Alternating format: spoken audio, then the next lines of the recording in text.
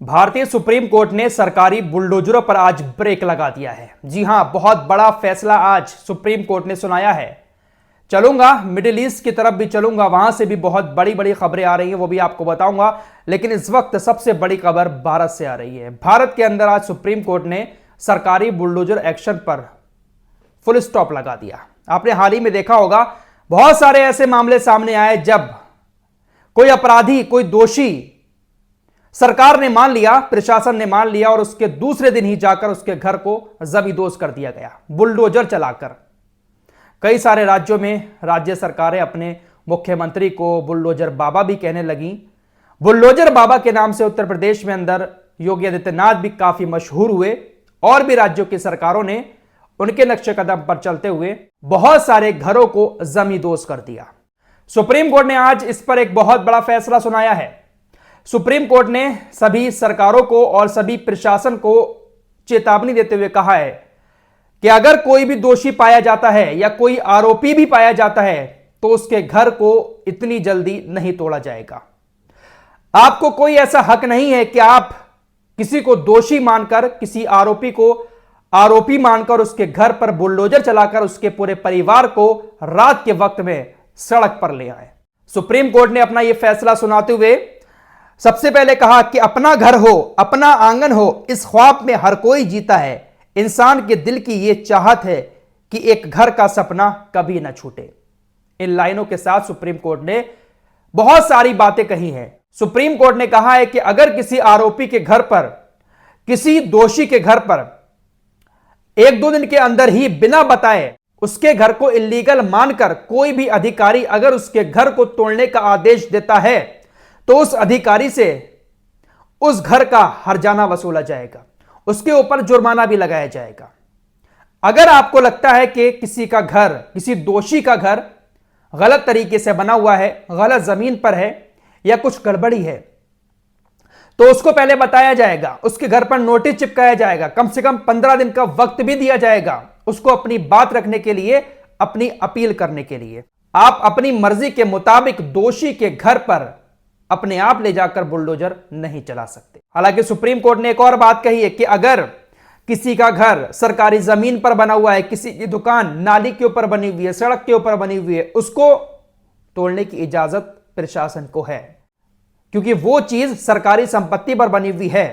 लेकिन अगर कोई दोषी पाया जाता है और दोषी के घर को बुलडोजर चलाकर तहस नहस कर दिया जाता है, उसके परिवार को सड़कों पर ला दिया जाता है, ऐसा नहीं किया जाएगा। कोई भी अधिकारी इसकी इजाजत देगा तो उसके ऊपर कार्रवाई होगी, उसके ऊपर उतना ही घर का जुर्माना पड़ेगा।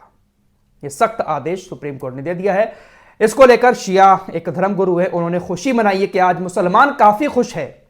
मौलाना अरशद मदनी जो है उन्होंने भी खुशी का इजहार किया है। असदुद्दीन ओवैसी ने भी खुशी का इजहार किया है, क्योंकि हाल ही में ऐसा देखा गया है, इन लोगों की तरफ से भी इस तरह के स्टेटमेंट आते थे कि ज्यादातर जो बुलडोजर है वो मुस्लिम घरों के ऊपर चलता है। इसको लेकर बहुत ज्यादा राजनीति भी होती है भारत के अंदर, इसीलिए ये काफी सारे लोग खुश नजर आ रहे हैं। फिलहाल ये बड़ा फैसला सुप्रीम कोर्ट ने बुलडोजर को लेकर चलाया है। अब हो सकता है कि शायद सुप्रीम कोर्ट के इस फैसले के बाद बुलडोजर एक्शन पर थोड़ा सा ब्रेक लगे। अगर कोई दोषी है, कोई आरोपी है, तो उसको कानूनी तौर पर और सजा दी जाएगी। अगर उसके घर में कोई दिक्कत है, वाकई में उसके घर में कोई इल्लीगल काम हुआ है, तब उसके घर को तोड़ने से पहले नोटिस दिया जाएगा, नोटिस चिपकाया भी जाएगा, उसको अपील करने का टाइम भी दिया जाएगा, सब कुछ दिया जाएगा। अब एकदम से घर को नहीं तोड़ा जाएगा। मिडिल ईस्ट की तरफ चलते हैं। बेंजामिन नेतन्याहू, एक नया पैंतरा चल रहा है। ईरान के साथ काफी तगड़ी मुठभेड़ चल रही है, आपको मालूम ही है, और ईरान ही एक बड़ा खतरा बना हुआ है इजराइल और अमेरिका के लिए मिडिल ईस्ट के अंदर। ईरान की जनता को भड़काने का काम किया है बेंजामिन नेतन्याहू ने। बेंजामिन नेतन्याहू ने कल शाम एक बड़ा लंबा चौड़ा टीवी पर आकर बयान दिया, इंग्लिश में बयान दिया, ताकि वहां के लोग समझ सकें। बेंजामिन नेतन्याहू ने ईरान की जनता से कहा कि देखिए, आपकी जो सरकार है, खामेनेई का प्रशासन है, अयतुल्ला खामेनेई का, वो आपको बहुत पीछे धकेल रहा है। अभी हाल ही में हमारे ऊपर एक बहुत बड़ा हमला किया, तकरीबन $2.3 बिलियन का खर्च आया था ईरान का उस हमला करने में, लेकिन हमारा कोई भी नुकसान नहीं हुआ। ईरान ने भारी भरकम हमला किया, पैसा खर्च किया, लेकिन हमें कोई ज्यादा नुकसान नहीं पहुंचा पाया। बल्कि उसने आपके पैसे का इस्तेमाल करके, खामेनेई ने आपके पैसे का इस्तेमाल करके आपका और आपके बच्चों का फ्यूचर छीन लिया। अयातुल्लाह खामेनेई आपको बहुत पीछे धकेल रहे हैं। यह बात वहां की जनता से कह रहा है। महिलाओं को भी भड़काने की कोशिश की। आपने देखा होगा हाल ही में ईरान के अंदर कितने प्रोटेस्ट होते हैं, महिलाएं प्रोटेस्ट करती हैं हिजाब वगैरह को लेकर। तो कहा कि हमें आपकी चिंता है। नेतन्याहू ने कहा कि ईरान के लोगों को इतना डर इजराइल से नहीं है जितना डर अयातुल्लाह खामेनेई से है, उनके प्रशासन से है।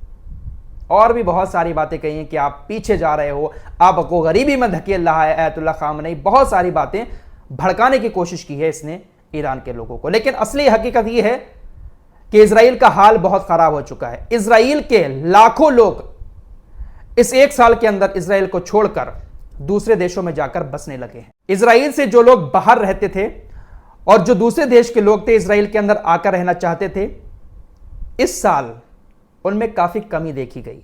2021 और 2022 के मुकाबले 2023 और 24 में बहुत कम लोग इजराइल के अंदर पहुंचे हैं।